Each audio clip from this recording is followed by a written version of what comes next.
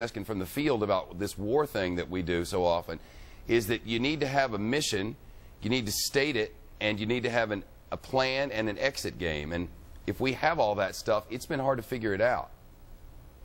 Well, let's start from top to bottom. The President has articulated the administration's policy, which is that Gaddafi has to go. His response to the unrest that we've seen remarkably across the region is dramatically different than what we saw in Tunisia and Egypt. In Egypt, as one example, fundamentally the Egyptian military said from the very outset, we will not turn our guns on our own people. Gaddafi has chosen, unfortunately, a different and more tragic path. The risk was that he would be able to overrun his opposition and attack civilian populations as a process. So the military intervention here, which followed a UN Security Council resolution and a clear statement from the Arab League, is to protect civilians, but in the process of that, protecting an opposition that can present an alternative to Gaddafi. All right. But how is it that the American people are supposed to get their heads around our saying one thing and wanting that one thing, but then doing something else? I mean, it's a little disingenuous, isn't it, to say that we were just carrying out a no-fly zone when we saw the pictures of us shooting up people and up equipment on the road and supporting these people who don't really have any organization and barely know how to use a gun. Well, Shepard, I think Secretary Gates was very clear in making, as soon as the idea of a no-fly zone was presented, of saying this will involve real combat, including attacks on capabilities of the Libyan Air Force and military in order to create, the kind of security zone that now largely exists. So we've been very clear from the outset about that. All right. You left the State Department after this Bradley Manning thing.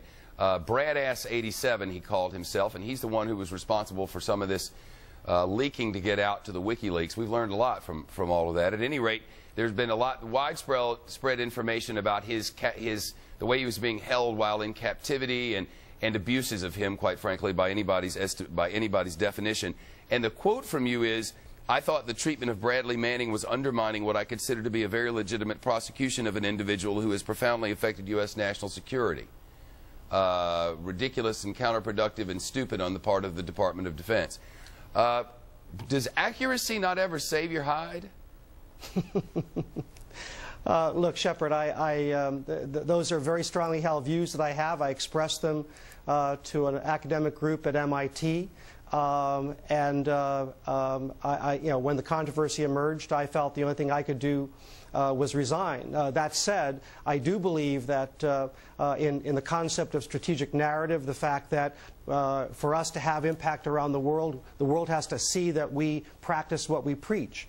I think the treatment of Bradley Manning, while the prosecution is legitimate, the restrictive treatment undermines the credibility of that prosecution and has had effect both in terms of opinions in this country and around the world. I express what I says, and I stand by. And yet the resignation. I wonder if history is going to reflect very kindly on this period where, under the last administration, we abused and tortured people. Now, under this administration, under Brad-ass 87, we're clearly mistreating a person who mistreated us. You just wonder where the end of that is, and when it is that servants of our people, you for instance, can speak the truth and then have to resign as a result. You wonder if this couldn't work the other way around, PJ? Well, I think I've worked in bureaucracies for 30 years, Shep, including 26 in the military. And I think it's just very important that institutions like ours that are so vitally important to our security, they have to have a larger view. Just because an activity might be legal or legitimate doesn't make it right in terms of policy. That's what I expressed to the students at MIT. That's what I believe, and I'll keep expressing this view. P.J. Crowley, it's great to have you back on. Thank you, P.J. All right, Shepard.